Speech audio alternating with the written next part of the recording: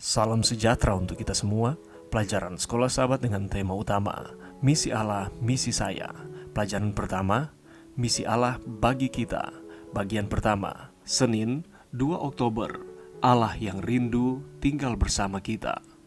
Bacalah Kejadian 17 ayat 7, Kejadian 26 ayat 3, dan Kejadian 28 ayat 15. Apakah yang merupakan fokus utama dari janji Allah kepada Abraham dan keturunannya dalam ayat-ayat ini?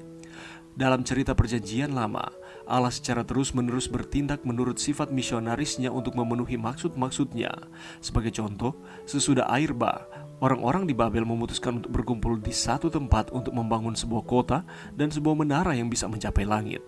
Kemudian Allah melakukan intervensi, mengacaukan bahasa mereka dengan tujuan untuk membuat mereka menyebar ke seluruh bumi.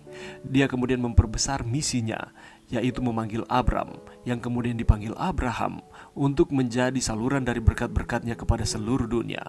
Janji-janji Allah kepada Abraham dan kepada keturunan-keturunannya itu berlipat ganda, tetapi ada satu janji yang melebihi semuanya. Pada dasarnya, beberapa kali Allah menyatakan kepada mereka, "Aku menjadi Allahmu, aku akan menyertai engkau, aku menyertai engkau." Sebagaimana sejarah berlanjut, Yusuf akhirnya berada di Mesir. Di sana dia menjadi alat keselamatan bagi umatnya. Di dalam setiap pengalaman Yusuf, bahkan di saat-saat yang paling sulit dalam hidupnya, kitab suci menegaskan bahwa Tuhan menyertai dia. Di generasi berikutnya, dalam memenuhi misinya, Allah kemudian mengirimkan Musa kepada Firaun untuk menjadi pembebas umatnya dari perhambaan di Mesir. Selama pengutusan Musa, Allah berkata, "Aku akan menyertai engkau." Waktu demi waktu, Yahweh selalu menegaskan kerinduannya yang terdalam untuk selalu bersama-sama dengan umatnya. Bacalah Keluaran 29 ayat 43 dan 45. Apakah yang merupakan salah satu tujuan dari bait suci perjanjian lama? Allah telah memutuskan untuk tinggal bersama-sama dengan anak-anaknya dengan cara yang berbeda. Dia menegaskan kepada Musa kerinduannya untuk tinggal di antara anak-anak Israel dalam bangunan bait suci dan dalam sebuah sistem yang benar-benar bertujuan untuk mengarahkan pada instrumen utama dari misinya, yaitu Yesus Kristus. Persembahan-persembahan korban dan keimamatan dari sistem Yahudi telah didirikan untuk menjadi lambang dari kematian dan pekerjaan pengantaran Kristus. Semua perayaan-perayaan ini tidak memiliki arti dan tidak bernilai jika semua itu tidak dihubungkan dengan Kristus. The Adventist Review and Herald of the Sabbath, 17 Desember 1872.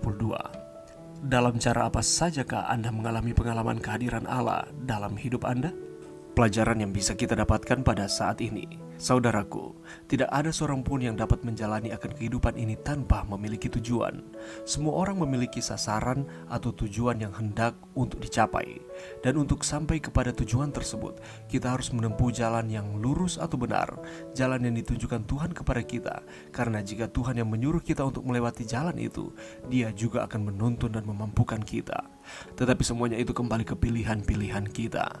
Ada juga yang memilih walaupun sudah tahu benar, tetapi memilih untuk menempuh jalan yang keliru untuk mencapai akan sasaran ataupun tujuan mereka.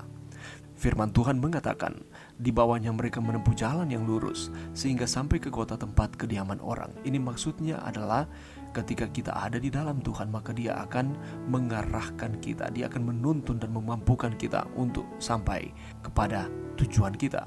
Di dalam perjanjian lama, Allah terus-menerus bertindak menurut sifat misionarisnya untuk memenuhi akan maksud-maksudnya. Mulai dari penciptaan, air bah, menara Babel, sampai di masa Abram maupun Yusuf, begitu pula dengan Musa dan seterusnya. Allah menuntun akan langkah kehidupan umat-umatnya. Dan Allah menginginkan supaya mereka yang telah mengambil keputusan yang salah di dalam mencapai akan tujuan mereka dapat berbalik dan bertobat. Di dalam setiap pengalaman umat-umat Tuhan dalam konteks pelajaran kita saat ini di dalam perjanjian lama, beberapa kali Allah menyatakan kepada mereka, "Aku menjadi Allahmu, aku akan menyertai engkau." Dan janji itu masih berlaku di dalam kehidupan kita pada saat ini. Kita harus percaya bahwa dalam perjalanan hidup ini kita tidak sendirian.